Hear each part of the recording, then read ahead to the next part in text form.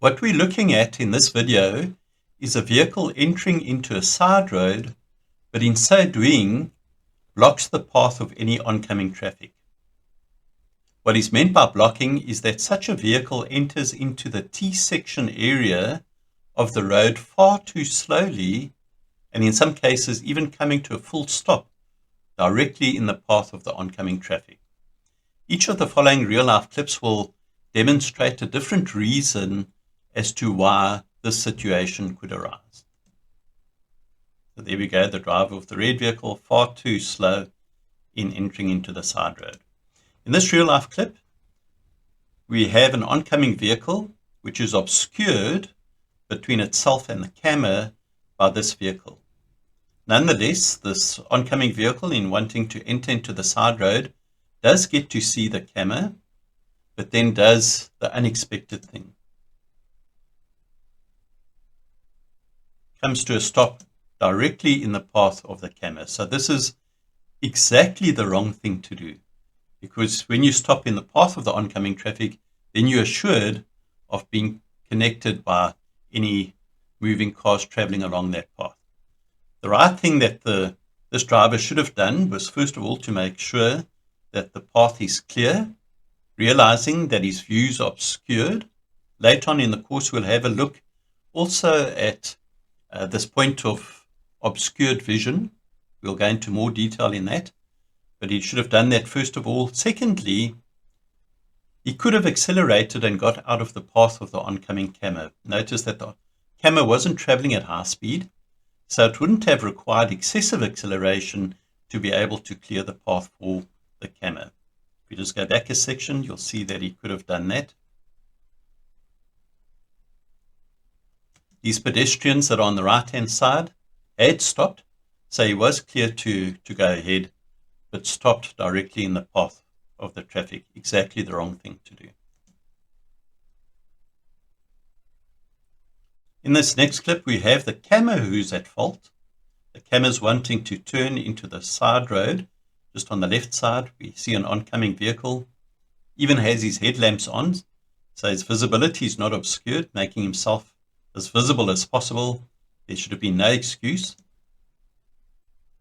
However, notice that there are two vehicles. One's entering into the side road, the other one's coming out. And so the camera could have been distracted by what's taking place over here, making sure there's enough space for him to enter in behind this vehicle, and also maybe being unsure of what the vehicle exiting from the side road was going to be doing, and so enters into the T-section area hesitant because of not knowing what these vehicles are going to do. And so exactly the wrong thing to do as well. Comes to a slow down and stop within the path of this oncoming traffic, instead of rather waiting for the oncoming traffic to pass, see what these vehicles are going to do, and then enter into the side road.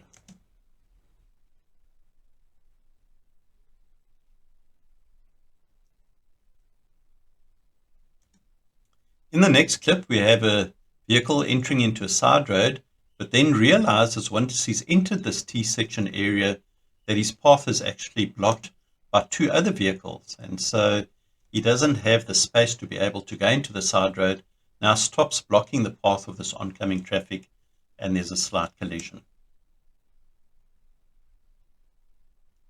So once again, would have been the correct thing for the driver rather to wait, make sure there's no oncoming traffic, ensure that his path is clear here so that he can freely access the side road, but doesn't do that. So never enter into a T-section area when you're not sure that your pathway is actually clear. You don't want to slow down or stop right directly in the path of oncoming traffic, as happened here.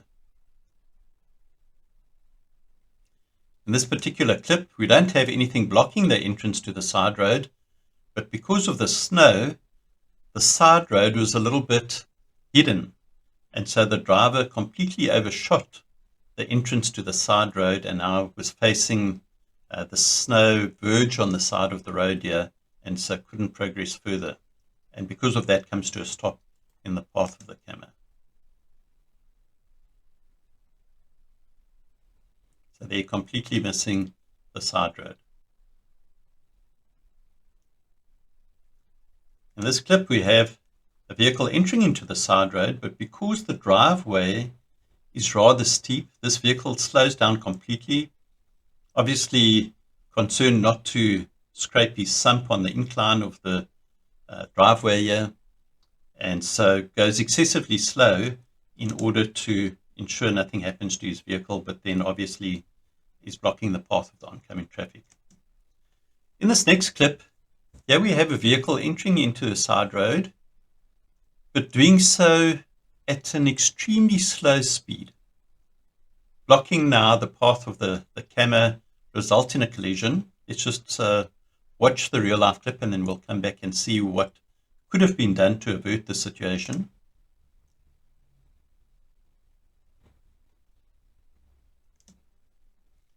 So once again, exactly the wrong thing to do. Slow down or stop in the path of faster moving traffic. So what could this vehicle or this driver have done in this case? We see there's a very broad shoulder section to the road. It looks to be fairly stable, the surface there, not too much of an incline. There's a ditch on the side here, but that's quite a distance from the road, so this shoulder section is rather broad. The driver could have easily have pulled over to the shoulder section, then taken the side road, and that would have left the path clear for the faster moving traffic. Now, whenever I'm going to be turning into a side road, I always indicate well before the time, but not only that, I then move as far as I can to the side of the road in the direction which I'm going to turn. So in this particular case, had there not been a shoulder section and perhaps a curb or paving on the side here, move as far as you can to the side of the road. So that then allows any faster traffic more clearance to be able to get past you. And they realize that in addition to indicating your intention is to turn off, and I do this well before the time, so not just suddenly at the last moment now pull off to the side, but a good tens of meters, provided the road allows that. And there are no other side roads to give the wrong impression to other vehicles that you're turning into another side road. But far enough from the turning, I move off to the side of the road, and then that indicates to any vehicles behind that it's my intention to slow down and then pull off into the side road.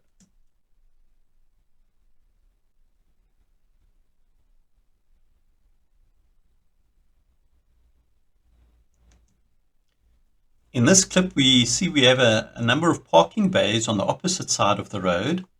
Now, that's what this driver ahead is intending to do, to pull into one of these parking bays. Again, we have an oncoming vehicle, and the driver has its headlights on again.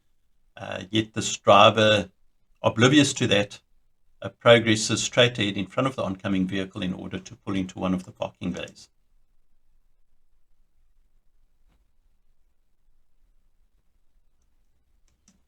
Let's go back a section. So yeah, the driver of the vehicle ahead should also have waited to see that there are no oncoming vehicles. Perhaps he was distracted by looking for a parking bay and focused his attention more on that than on any oncoming traffic. But also the driver of this vehicle, had he had more insight, would have realized that this is a bit of a dangerous area in that any vehicles coming down in the opposite direction may want to pull across the road into a parking area. And moving into the parking area, obviously one wouldn't do so at speed. So any vehicles wanting to go into the parking area would have to do so more slowly than had they been entering into a side road where they could have accelerated or entered into the side road more at speed. But obviously being a parking area, one has to do that a lot slower in crossing over the road. So had this driver had that insight, he would have also slowed down, realizing that this is a bit of a danger area, and perhaps avoided the collision as well.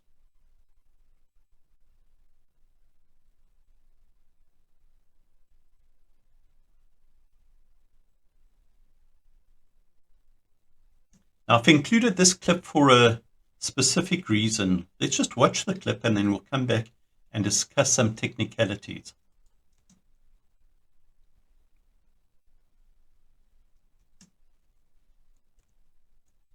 Okay, so the oncoming vehicle is traveling at speed, but what I want to actually point out here is that A driver in a position such as this, instead of slowing down in front of the oncoming traffic, rather to accelerate.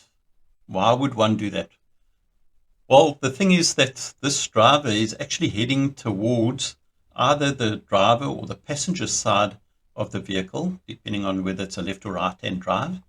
So heading straight for that side of the vehicle. Had he accelerated, this oncoming vehicle would have caught his vehicle more towards the back of the vehicle. Now that would have resulted in less damage and less likelihood of injury. Why is that?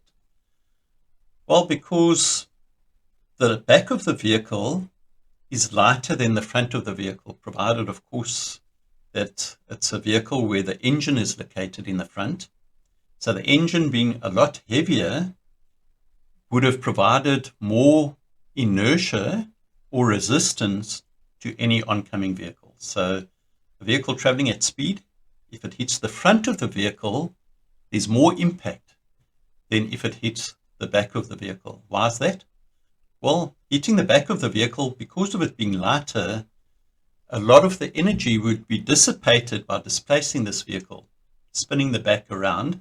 And so the energy goes into that motion of the vehicle actually being spun around. Whereas had it hit in the front of the vehicle, the greater weight or inertia there would have meant that there would be less energy dissipated through the movement of this vehicle being flung to the side. So there'd be less movement of the vehicle in the front than what there would be at the back. The more movement of the vehicle during the impact means more of the energy being dissipated, and more energy dissipated through movement means less energy absorbed by impact. And so the damages would have been less. In addition to that, the driver or the passenger would have been more out of the way of any injury because of this vehicle now striking the back of the vehicle. So there would have been less chance, you can't see the occupants of the vehicle, but less chance of there being occupants in the back of the vehicle than in the front of the vehicle. So bear that in mind. If it's inevitable that there is going to be impact or collision, try and make sure that that impact is rather towards the rear of your vehicle instead of the middle or the front of the vehicle, because there'd be less injury and less damage to the vehicle.